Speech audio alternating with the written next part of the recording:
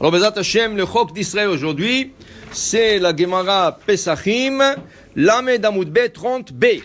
Dit la Gemara, alors la Gemara va parler d'alachot de cachérisation des ustensiles.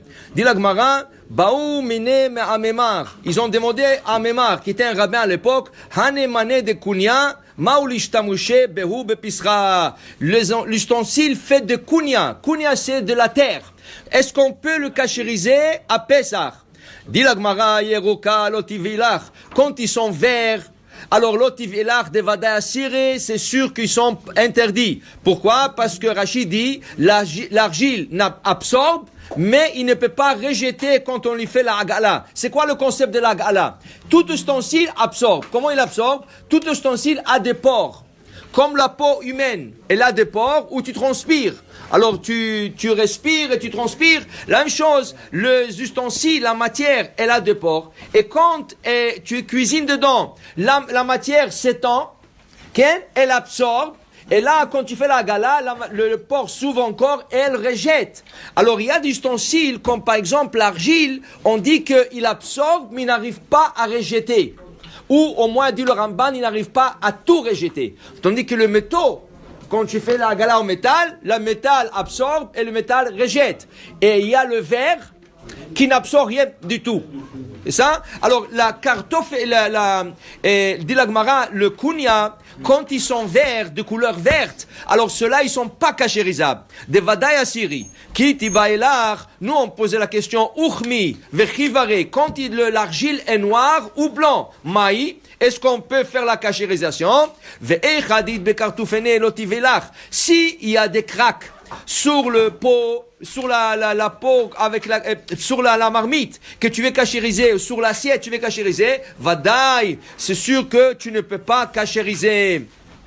Alors nous on veut savoir, est-ce qu'on peut cachériser quelque chose qui shia? Shia, ça veut dire qu'il est lisse. Amarle, chazina lehu, de médiaté, alma bal'e vasera. Où la Gemara dit, on a vu déjà par expérience, quand on prenait des ustensiles en argile et qu'ils étaient lisses, qu'ils étaient de couleur blanche et noire, qui était la couleur à l'époque, que c'était connu qu'ils peuvent rejeter aussi. Le problème, quand tu mettais dans l'eau chaude, ça éclatait. Alors la personne, quand tu viens cachériser, au lieu qu'elle trempe bien l'assiette, il a peur que ça éclate. Alors il la trempe trop vite. Il ne donne même pas la chance de la cachériser. Alors dans ce cas, ces ustensiles-là ne sont pas cachérisables, qui est la halakha aussi pour nous. Tout ustensile qu'on a peur de bien la tromper, quand on fait la hagala dans l'eau bouillante, alors dans ce cas, on ne le cachérisera pas. Alors par exemple, tu as le pyrex. Le pyrex est un verre qui est fait pour le feu. Okay? Tout d'abord, le pyrex n'absorbe pas. Okay? Mais même ceux qui veulent être stricts et ils veulent cachériser le pyrex, il n'y a pas de problème parce que le pyrex n'éclatera pas. La seule chose, chaque fois qu'on cachérise l'ustensile, après l'avoir cachérisé dans de l'eau bouillante, nous le rinçons avec de l'eau froide. Pourquoi? L'eau bouillante, elle fait étendre et ouvrir le port de la matière. Pour que la matière n'absorbe pas de nouveau tout ce qu'elle a rejeté, on le rince avec de l'eau froide pour fermer le port. Okay? Alors, le verre, si tu veux être strict et cachériser le verre, tu ne peux pas le rincer avec de l'eau froide parce qu'il va éclater. Ça?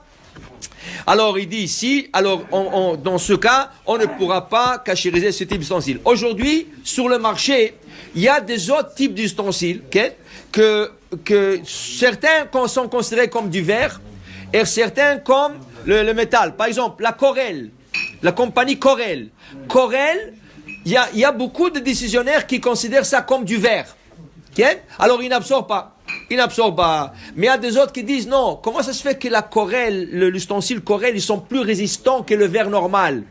Parce qu'ils mélangent un peu de l'argile. Alors, selon certaines opinions, ils ne sont pas cachérisables, ils sont considérés comme de l'argile. La même chose.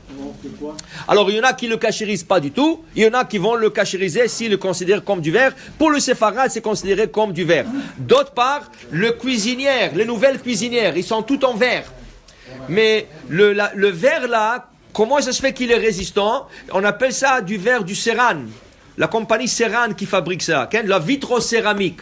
La vitrocéramique, alors ça porte déjà le nom. Vitro c'est verre, céramique, c'est la céramique qui n'est pas cachérisable. Alors comment je le considère? Est-ce que je le considère comme du verre qui n'a pas besoin d'être cachérisé, ou je le considère comme de la céramique? Regardez la différence. Quand tu cuisines une marmite, et la marmite de bord, si c'est de la viande qui a débordé, okay, alors tu as maintenant la surface qui est avec de la viande. On va dire 5 heures plus tard, tu as fait 6 heures plus tard, tu as fait des pâtes au lait. Et ça a débordé. Maintenant, ça a débordé encore sur la même surface. Si je dis que c'est de la céramique, c'est à jeter. Je ne peux plus utiliser cette cuisinière parce qu'elle a avalé de la viande, elle a avalé du lait, elle n'est pas cachérisable. Mais si je dis qu'elle est du verre, le verre n'absorbe rien du tout. Tout ce que je vais faire, c'est bien nettoyer la surface. Décision finale. Pour le séfarade, la vitrocéramique, elle est considérée comme du verre.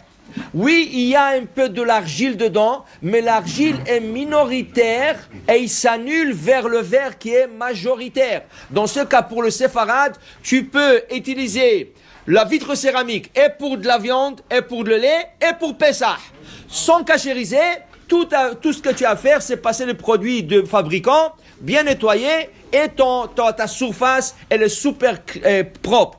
Pour les Ashkénazes, ils la considèrent comme la céramique. C'est pour ça que les Ashkénazes, pour Pessah, ne cachérisent pas la cuisinière, ils mettent une plaque. Mais attention, la vitrocéramique a besoin de respirer.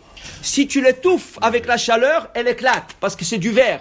Alors si tu mets le papier aluminium à Pessah, ou n'importe quoi, alors dans ce cas, tu peux éclater le verre, alors tu dois faire des trous là où il y a les éléments. La même chose, tu vas en voyage.